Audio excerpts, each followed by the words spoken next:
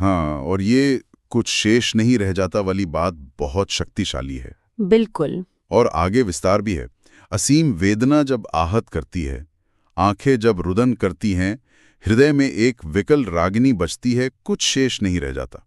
ऐसा लगता है जैसे सब कुछ खत्म हो गया।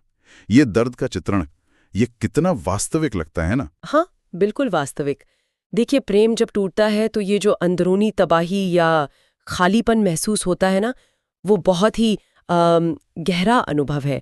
ये पंक्तियां उसी सार्वभौमिक दुख को पकड़ती हैं। सार्वभौमिका मतलब ये सिर्फ एक व्यक्ति की कहानी नहीं है, बहुतों के अनुभव से जुड़ती हैं। सही कहा।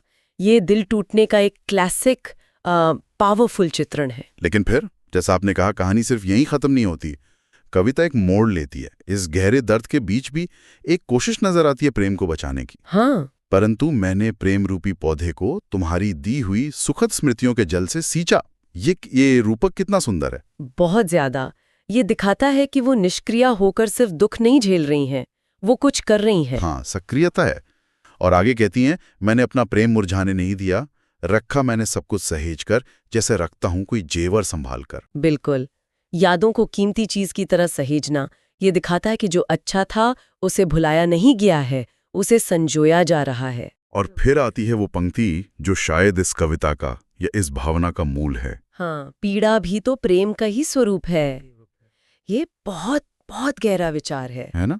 मतलब दर्द को प्रेम से अलग नहीं किया जा रहा। हाँ। उसे दुश्मन नहीं माना जा रहा। नहीं, बिल्कुल नहीं, बल्कि उसे प्रेम के अनुभव का ही एक हिस्सा, एक पहलू माना जा रहा है। ये एक तरह की स्वीकृति है। और इस स्वीकृति के साथ प्रेम को जिंदा रखने का तरीका भी बताया गया है। यादें और कविता।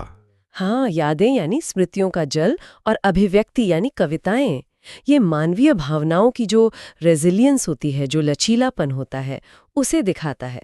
और कला की शक्ति को भी, कि वो कैसे दुख को बदल सकती है। सही। तो इस सब का निचोड़ क्या है? आखिरी पंक्तियां एक तरह के संकल्प जैसी लगती हैं। बिल्कुल, एक घोषणा। मैंने प्रेम को अपनी कविताओं में जीवित रखा, तुम्हारे बाद भी तुम्ही से प्रेम करने के लिए। मतलब प्रियजन नहीं है, लेकिन प्रेम जारी है कविताओं के जरिए। हाँ, और ये सिर्फ याद करना भर नहीं है, ये एक सक्रिय चुनाव है उसी व्यक्ति से प्रेम करते रहने का, भले ही माध्यम अब कविता हो। तो मुख्य संदेश क्या हुआ कि प्रेम जुदाई से परे है। हाँ, वो जुदाई से, अनुपस्थिति से भी परे टिक सकता है। वो यादों से, रचनात्मकता से पोषण पाता है, और यहाँ तक कि दर्द को भी अपने में समेट लेता है। ये एक बहुत ही गहरा, लगभग आध्यात्मिक समर्पण है।